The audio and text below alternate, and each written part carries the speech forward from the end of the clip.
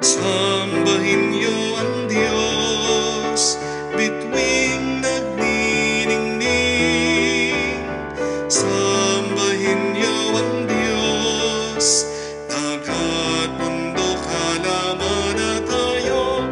Purihin niyo ang Diyos. Purihin ang Diyos, kayong gawa niya. Umawit ng bagong kanta. Purihin ang Diyos, kayong anghel niya. Hipanin niyo ang trumpeta.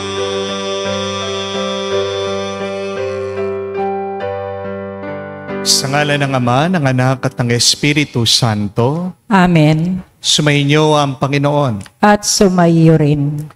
Mga kapatid, sa araw na ito ating pinagdiriwang ang kapistahan ni Apostol Santo Tomas. Napakasama ng pag-aalaala natin kay Santo Tomas kasi mas kilala natin siya bilang ang nagdudang Tomas. He is known as the doubting Tomas.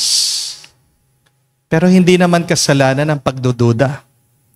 Mas maganda nga, magduda tayo Dahil diyan nag-uumpisa ang mas malalim na ugnayan at relasyon sa ibang tao at sa Diyos.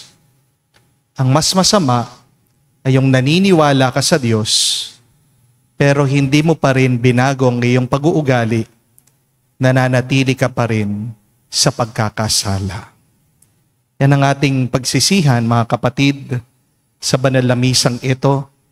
Aminin natin ang mga pagkakataon na kung saan tayo'y nagdasal, pero hindi tayo nagpakabanal. Tayo'y nagsimba, pero hindi tayo nagmahal. Tayo'y nagpuri sa Diyos, pero hindi tayo nakiwangis sa Kanyang pag-uugali. Sa pagkakataon na kung saan nanatili tayo sa pagkakasala, sa mga pagkakataon na hindi tayo natiling tapat sa Diyos. Kahit na palagi natin sinasabi tayo naniniwala, tayo magpakumbaba, hilingin natin muli ang awa at pagpapatawad ng Diyos. Inaamin ko Sa makapangyarihang Diyos at sa inyo, mga kapatid, na lubha kong nagkasala sa isip, sa salita, sa gawa, at sa aking pagkukulang. Kaya'y sinasamo ko sa mahal na Birhen Maria, sa lahat ng mga anghel at mga banal, at sa inyo, mga kapatid, na ako'y ipanalangin sa Panginoong ating Diyos. Kaawaan tayo na makapangyarihang Diyos, patawarin tayo sa ating mga kasalanan, patnubayan tayo sa buhay na walang hanggan. Amen. Panginoon, kaawaan mo kami. Panginoon, kaawaan mo kami. Kristo, kaawaan mo kami. Kristo, kaawaan mo kami. Panginoon, kaawaan mo kami. Panginoon, kaawaan mo kami. Gloria in excelsis Deo.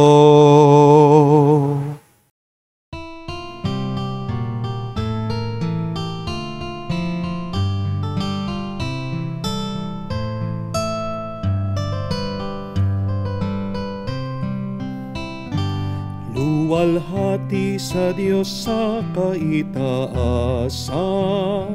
kaloob sa lupa ay kapayapaan.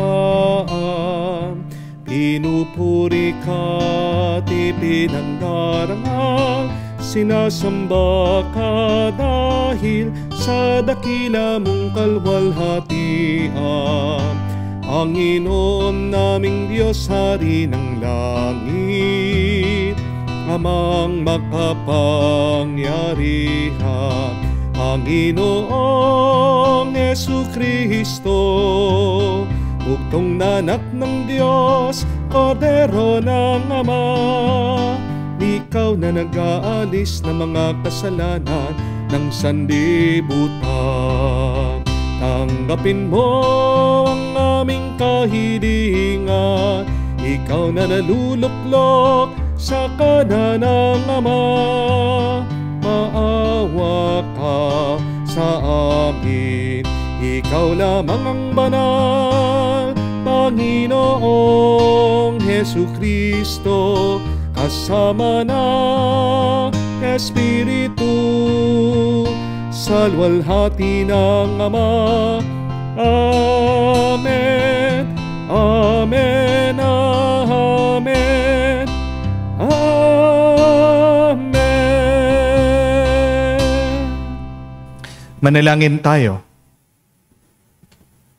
Ama naming makapangyarihan, loobin mong aming maipagdiwang ang kapistahan ni Apostol Santo Tomas upang matularan namin siya sa pagdalangin na kami magkamit ng buhay sa ngalan ng kanyang kinikilalang Panginoon na si Jesucristo kasama mo at ng Espiritu Santo magpa sa walang hanggan. Amen.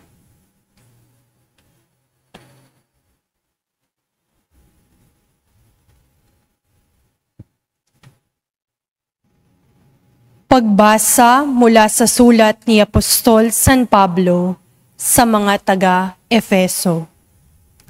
Mga kapatid, hindi na kayo dayuhan o taga-ibang bansa, kundi kababayan ng mga hinirang ng Diyos at kabilang sa kanyang sambahayan. Kayo'y itinayo rin sa saligan ng mga apostol at mga propeta, na ang batong panulukan ay si Kristong Jesus. At sa pamamagitan niya, nagkakaugnay-ugnay ang bawat bahagi ng gusali at nagiging isang templong banal. Dahil din sa inyong pakikipag-isa sa Kanya, kayo may kasama nilang naging bahagi ng tahanan ng Diyos sa pamamagitan ng Espiritu. Ang salita ng Diyos.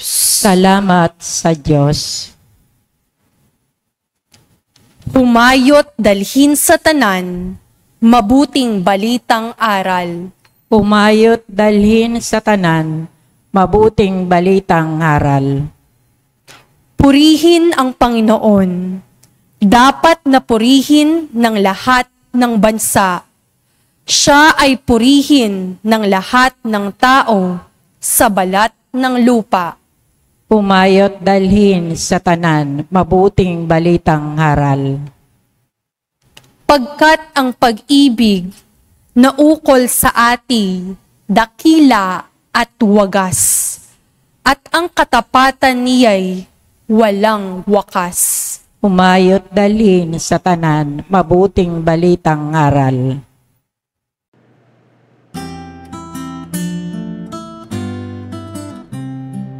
Alleluia, alleluia, alleluia,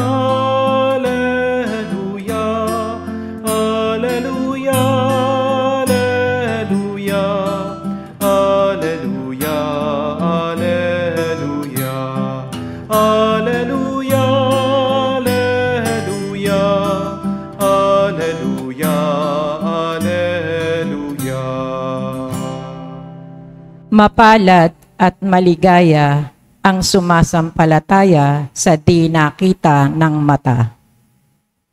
Sumainyo ang Panginoon. At sumaiyo rin.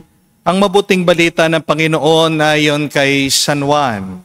Papuri sa iyo, Panginoon. Si Tomas na tinaguriang kambal, isa sa 12 ay hindi nila kasama nang dumating si Jesus. Kaya't sinabi sa kanya ng ibang alagad, nakita namin ang Panginoon.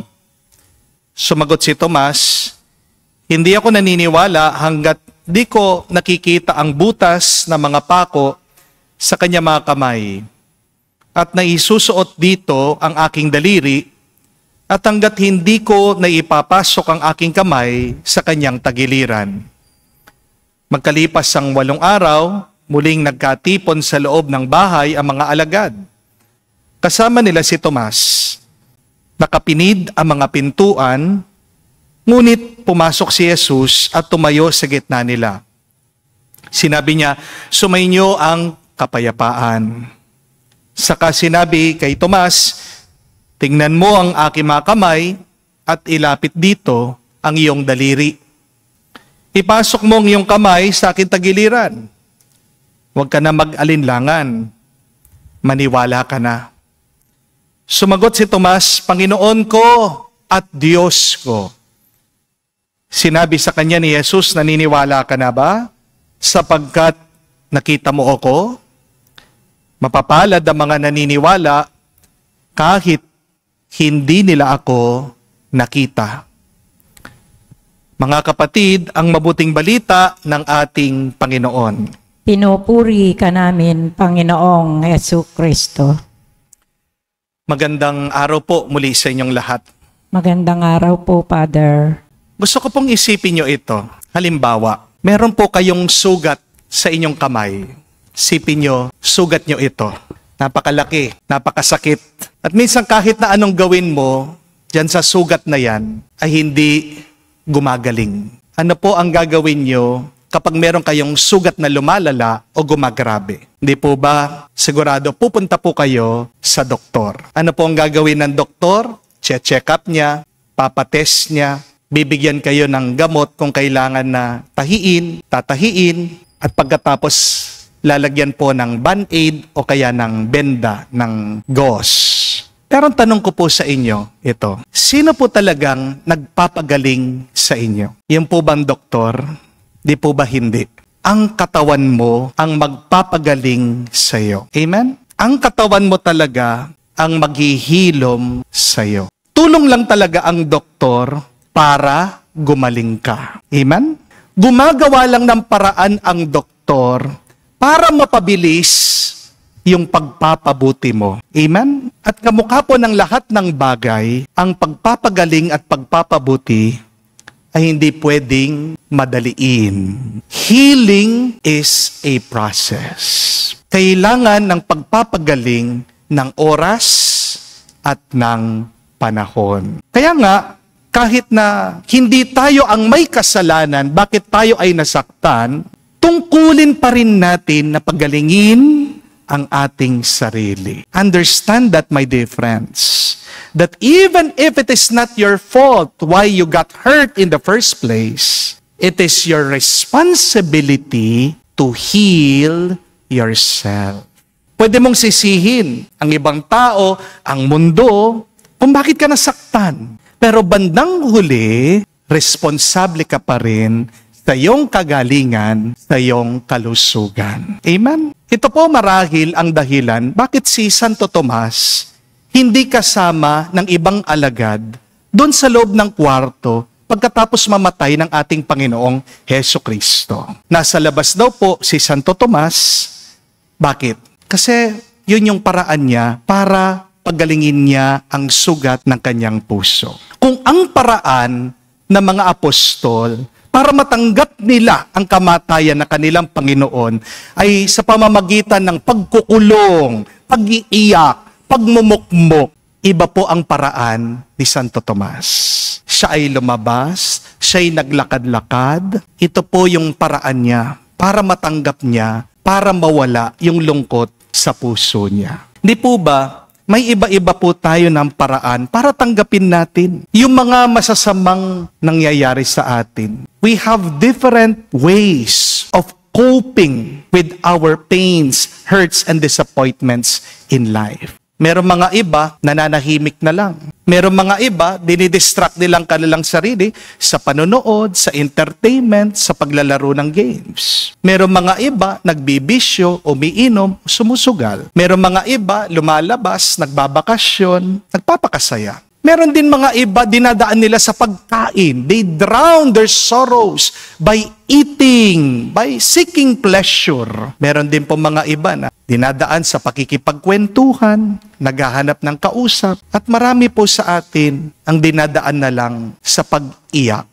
At kahit na anong gawin natin, kapatid, hindi talaga natin maitatago yung nararamdaman natin. Amen? Lalabas at lalabas yung ating pagod, ating inis, ating pagkabigo sa ating pananalita, sa ating pag-uugali, sa ating ginagawa. Kaya nga, hindi po natin masisisi bakit nagduda si Santo Tomas sa Panginoon. Lumabas yung nararamdaman niya sa kanyang kalooban sa pamamagitan ng kanyang pagdududa. At naiintindihan po ito ng Panginoon. Naunawaan siya ni Jesus.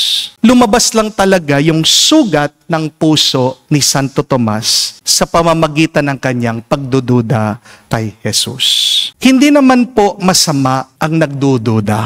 Ang mas masama ay yung lumayo ka na sa Diyos dahil patuloy ka pa rin sa iyong pagkakasala. Amen? Alam niyo po ba na pwede kayong maniwala sa Diyos and at the same time, patuloy ka pa rin sa iyong kasamaan? Yes. That's possible. That's true. You can believe in God and still remain in your sins. Tignan niyo po ang mga demonyo, hindi po ba? Kilala nila ang ating Panginoong Jesucristo. They believe in God.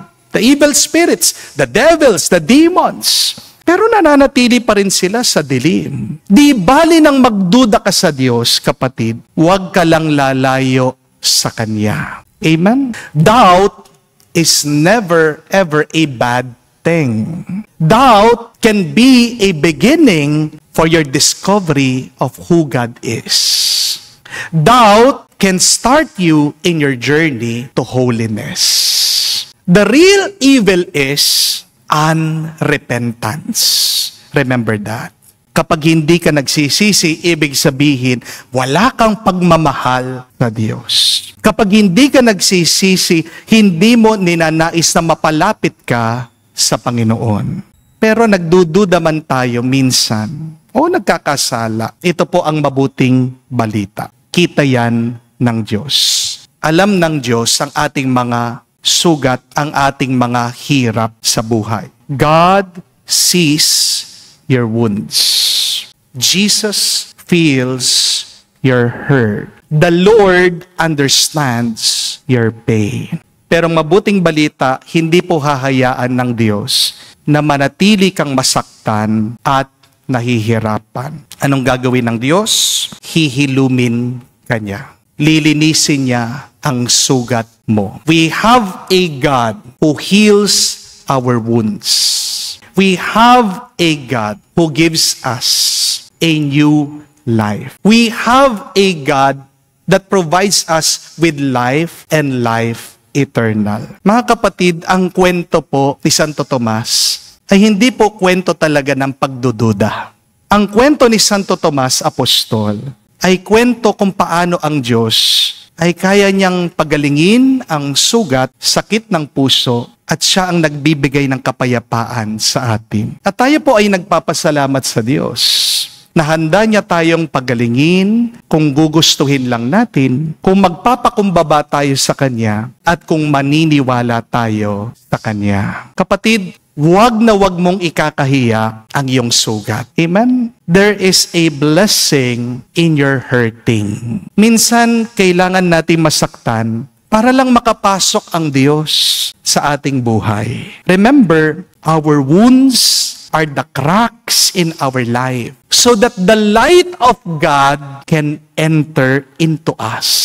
Kapag gumaling tayo sa mga sugat natin, gagamitin niya ng Diyos para magpagaling ka ng sugat ng iba. Okay lang masugat, basta't magpagaling ka at magpahilom ka sa Diyos. Amen? Pag hindi ka gumaling sa iyong sugat, makakasugat ka ng iba. Amen? As the saying goes, hurt people. Pero pag wala ng sakit sa iyong puso, gagamitin ka bilang instrumento ng Diyos ng pagpapala ng ibang tao. As the spiritual writer Henry Nouwen beautifully said, when our wounds cease to become a source of shame, they become a source of healing, and we become wounded healers. Ganda po, no? Kapag wala na ang sugat mo, magkakaroon ka ng pagnanais na makatulong ka sa mga ibang sugatan. Sa totoo lang po, nung nag-aaral po ako, kinahihiya ko po na mahirap kami. Nagrereklamo po ako palagi noon sa Diyos sa aking panalangin, bakit po ang dami-dami naming mga utang? Hindi ko po maintindihan. Nagagalit din po ako, nagtatampo ako minsan sa aking mga magulang. Bakit hinayaan nila na magkaganoon ang aming buhay? Hindi kami umaangat, hindi kami umaasenso, hindi gumaganda ang buhay namin noon. Yun pala, may magandang plano ang Diyos. Gagamitin pala ng Diyos ang aming paghihirap, yung sugat ng aking puso, para magmilagro siya. Kung hindi po kami nabaon sa utang, hindi po kami mananalo sa loto. Alam niyo po yung kwento namin, hindi po ba? Na hindi kami makabayad ng kuryente dahil patong-patong ang utang. Yung aking nanay tumataya sa loto. Nung bago po kami maputulan ng kuryente, nanalo po kami ng loto. Pero muli po bago po kayo humingi ng balato, yung pong napanalunan namin, sakto lang na pambayad ng utang sa kuryente. Di po kami mga milyonaryo. Pero palagi ko pong binabalik-balikan yon. Kaya pala, hinayaan kami maghirap ng Diyos kasi gusto niyang gumawa ng isang himala sa aming pamilya. Dahil dun sa paghihirap na yon, meron po ako ngayong karanasan at meron akong pinapahayag sa mga tao. Na totoo ang Diyos, na mabuti ang Diyos, na maawain ang Panginoon. Amen? My testing has now become my testimony. Kamukha po ng sugat ni Santo Tomas, doon po nagmula yung kanyang pagpapahayag na si Jesus ay Panginoon at Diyos.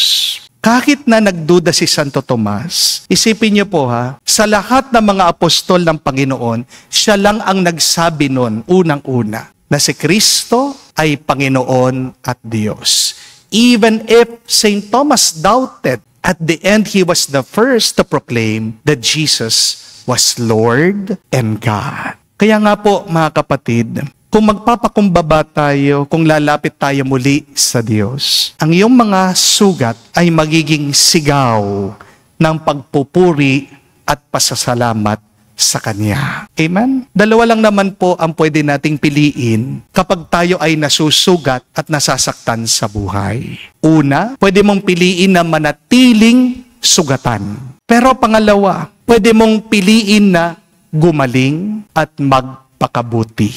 What do you choose? When you are in your pain, when you're hurt, you either choose to remain wounded or you choose to be healed, to become better. Dasal at dalangin ko po, mga kapatid, piliin niyo po ang gumaling sa sugat ng inyong mga puso. Pwede naman, maaari naman, posible naman, kung maniniwala ka at kung mananalig ka sa Diyos. Amen? Ang mabuting balita, huwag niyo pong kakalimutan. Kahit na bumagsak ka, makakatayo ka pa rin. Kahit na nasaktan ka, gagaling ka pa rin. Kahit na nasugatan ka, bubuti ka pa rin sa tulong ng grasya ng Diyos.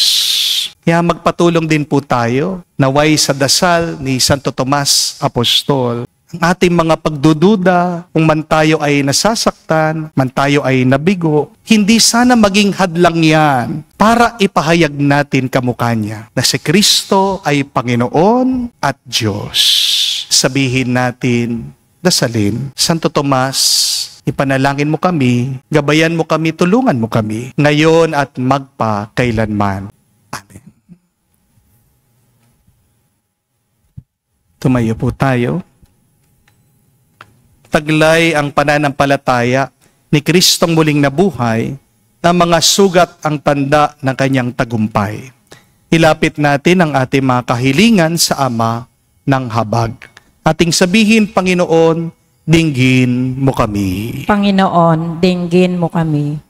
Bilang isang simbahan, naway hindi tayo pagkulang sa pagpapahayag ng ating pananampalataya sa mga taong hindi sumasampalataya, manalangin tayo sa Panginoon. Panginoon, dinggin mo kami. Ang simbahan sa Asya, naway magkaroon ng paglago, manalangin tayo sa Panginoon. Panginoon, dinggin mo kami. Ang mga nakalugmok sa pagiging makasalanan at kawalan ng pananampalataya, naway mapangibabawan ang kanilang pag-aalinlangan at yakapin ang tunay na pananampalataya Manalangin tayo sa Panginoon. Panginoon, dinggin mo kami. Sa katahimikan po ng ating puso, banggitin natin, sabihin sa Diyos ang ating mga personal na pangangailangan. Ama, sa pagluluhog namin sa iyo ng aming mga kahilingan, palalimin mo ang aming pananampalataya tulad ni Santo Tomas. Ibigin at sambahin namin ang iyong anak na nabubuhay at naghahari magpa sa walang hanggan. Amen.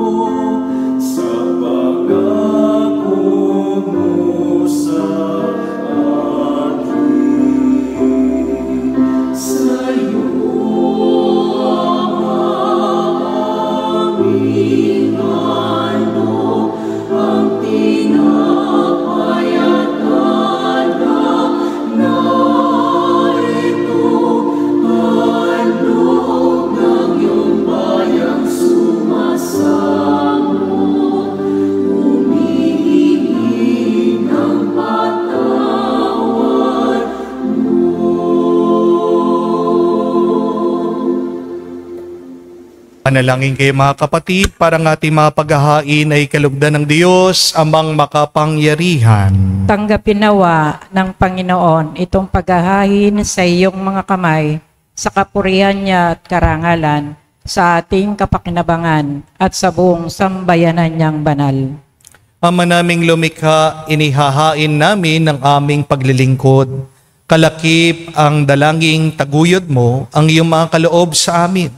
Ngayon kami nagpapasalamat sa iyo, kaisa ng pagpupuri ni Apostol Santo Tomas, sa pamamagitan ni Jesucristo kasama ng Espiritu Santo, magpa sa walang hanggan. Amen. Sumainyo ang Panginoon. At sumayo rin. Itaas sa Diyos sa inyong mga puso at diwa. Itinaas na namin sa Panginoon. Pasalamatan natin ang Panginoong ating Diyos. Marapat na siya ay pasalamatan. Ama naming makapangyarihan, tunay nga marapat ikaw ang aming pasalamatan. Ikaw ang pastol na laging pumapatnubay sa mga kabilang sa nililingap mong kawan. Ito ang ginanap na pananagutan ng giliw mong anak at pastol ng tanan. Ang mga apostol ay kanyang mga katuwang sa pagiging pastol na patnubay ng sambayanan. Kaya kaisa na mga anghel nagsisiawit na papuri sa iyo nang walang humpay sa kalangitan. Kami nagbubunyi sa iyong kadakilaan.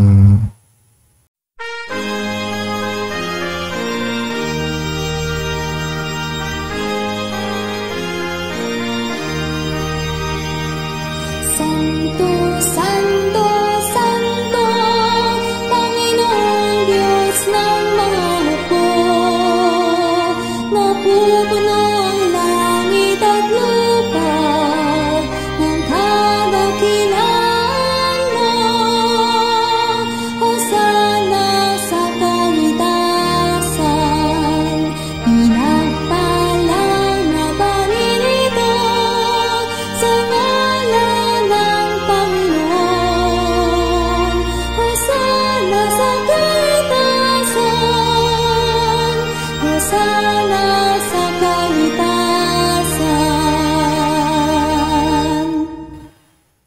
Ama naming banal, ikaw ang bukal ng tanang kabanalan.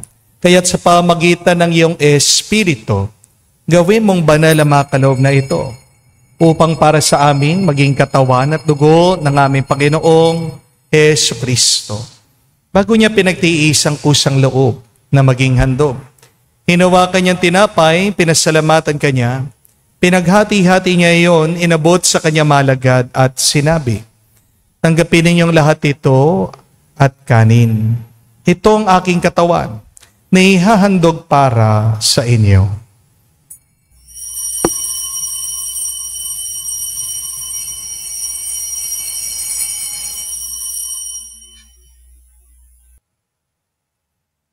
Gayon din naman na matapos ang hapunan, hinawakan niyang kalis. Muli kanya pinasalamatan. Inabot niyang kalis sa kanya malagad at sinabi, "Tanggapin ninyong lahat ito at inumin. Ito ang kalis ng aking dugo, ng bago at walang hanggan tipan. Ang aking dugo na ibubuhos para sa inyo at para sa lahat. Sa ipagpapatawad ng mga kasalanan, gawin ninyo ito sa pag-alaala sa akin."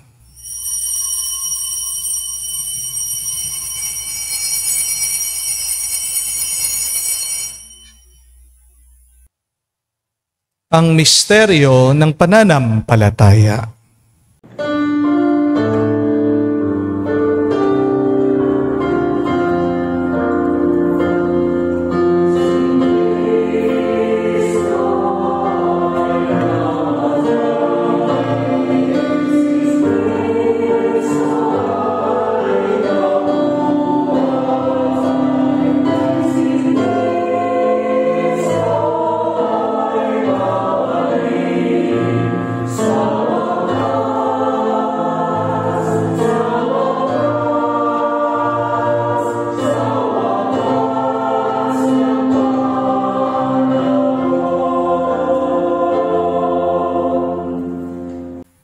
Ang mga ginagawa namin ngayon ang pag-alaala sa pagkamatay at muling pagkabuhay ng iyong anak.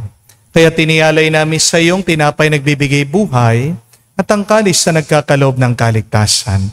Kami nagpapasalamat dahil kami iyong minarapat na tumayo sa harap mo para maglingkod sa iyo. Sinasamo namin kami magsalo-salo sa katawan at dugo ni Kristo ay mabuklod sa pagkakaisa sa pamagitan ng Espiritu Santo.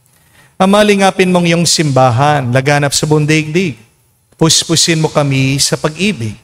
Kaisa ni Leon, ang aming Santo Papa, si Florentino, aming Arsobispo at ng Tanang Kaparian. Alalahanin mo rin ang aming mga kapatid na nahimlay. May pag-asang sila'y muling mabubuhay. Gayon din naman lahat ng mga pumanaw. Kawan mo't sila't patuloyin sa iyong kaliwanagan. Kawan mo't pagindapatin kaming lahat na makasalo sa iyong buhay na walang wakas. Kaisa na mahal na Birhen Maria, Ina ng Diyos. Kaisa ni San Jose, ang kanyang malwalhating esposo. Kaisa ng mga apostol, si Santo Tomas, at ng lahat ng mga banal na namuhay dito sa daigdig, nakalugod-lugod sa iyo. May pagdiwang nawa namin ang pagpupuri sa ikararangal mo sa pamagitan ng iyong anak aming Panginoong Heso Kristo. Sa pamamagitan ni Kristo, kasama niya at sa Kanya, ang lahat ng parangal at papuri ay sa iyo, Diyos Ama, makapangyarihan, kasama na Espiritu Santo, magpasawalang hanggan. Amen, Amen, Amen. Sa nakakagaling na utos sa turo ni Jesus sa Panginoon natin na Diyos, ipahayag natin ang lakas loob.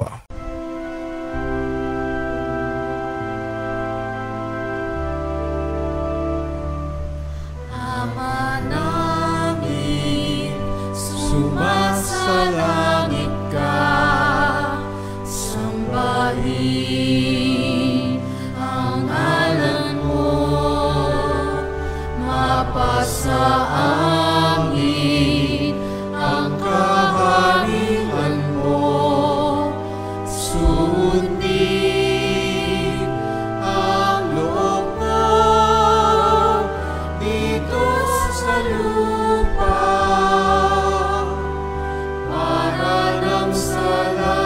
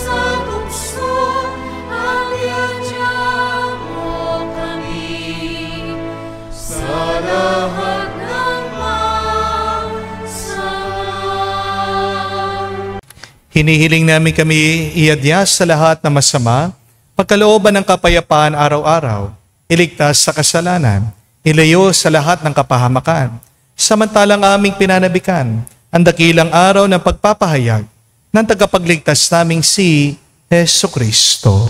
Sapagkat iyo ang kaharian at ang kapangyarihan at ang kapurihan magpakailanman. Amen. Panginoong Jesucristo, sinabi mo sa mga apostol, ang kapayapaan ang iniiwan ko sa inyo, ang aking kapayapaan binibigay ko sa inyo. Tungayan mo ang aming pananampalataya, huwag ang aming pagkakasala.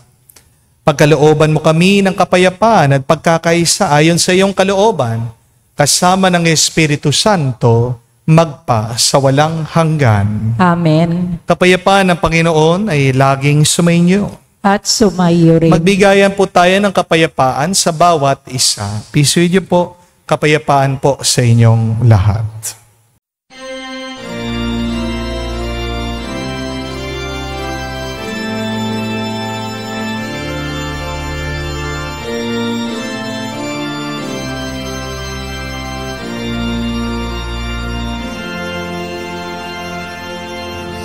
Kordero ng Diyos na nagalis ng mga kasalanan ng sanlibutan, maawa ka sa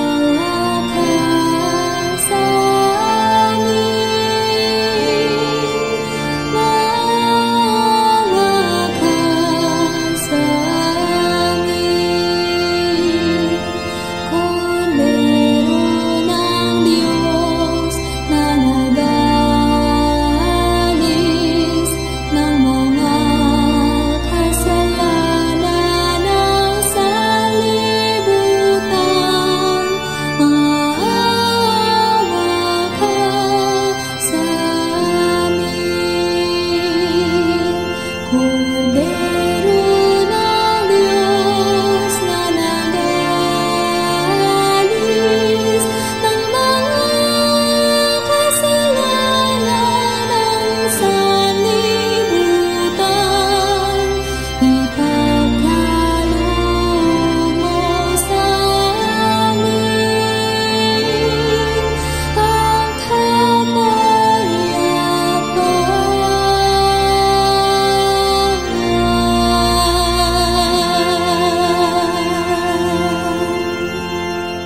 Mga kapatid, naririto ang ating Panginoong Jesucristo, ang Kordero ng Diyos. Siya nag-aalis sa mga kasalanan ng sanlibutan.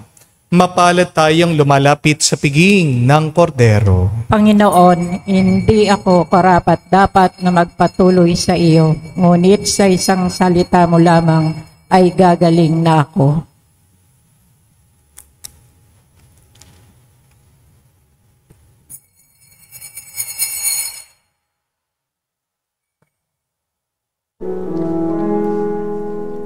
Make me a servant, humble and meek.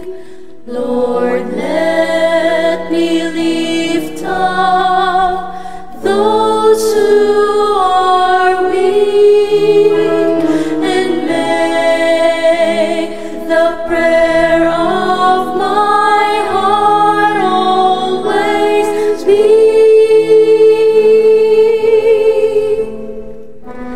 Make me a servant, make me a servant, make me a servant today.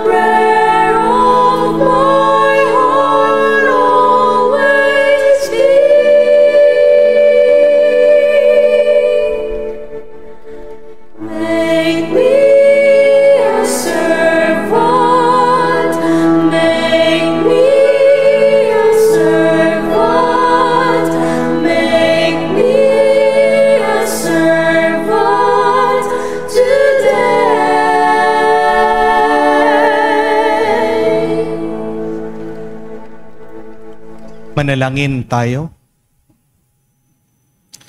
Ama naming mapagmahal, ngayon kami nagsalo sa katawan ng bugtong na anak mo. Mapanaligan nawa namin siya, kaisa ni Apostol Santo Tomas. Mahipahayag nawa namin siya'y Panginoon at Diyos sa pamumuhay namin at tapat na paglilingkod.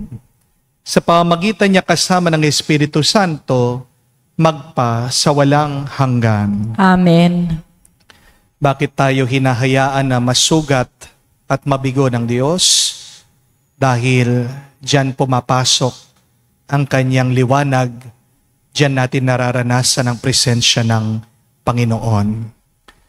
Remember and understand, my dear friends, that your rock bottom can also become your foundation.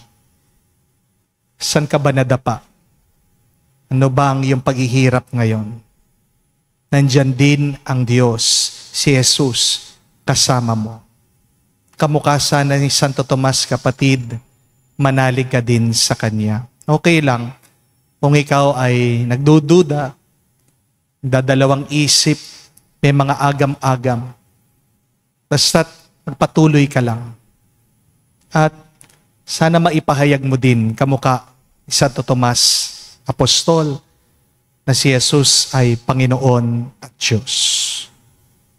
Kung man ikaw ay nabibigatan, talaga nasasaktan, let this be your beautiful prayer to comfort you, to console you, to strengthen you today. Repeatedly say, my Lord and my God. My Lord and my God. My Lord and my God. Dahil si Jesus ang ating Panginoon at Diyos, siya lang ang maghihilom sa atin, siya lang magpapagaling sa atin, siya ang tutulong sa atin at siya ang tanging makakapagbigay sa atin ng kapayapaan. Sumainyo ang Panginoon. At sumayo rin. At kayo'y basbasan ng Diyos makapangyarihan sa lahat, sa ngalan ng Ama, ng Anak, ng Espiritu Santo. Amen. Ang ating misa ay natapos na. Humayo kayo sa kapayapaan ni Kristo. Salamat sa Diyos.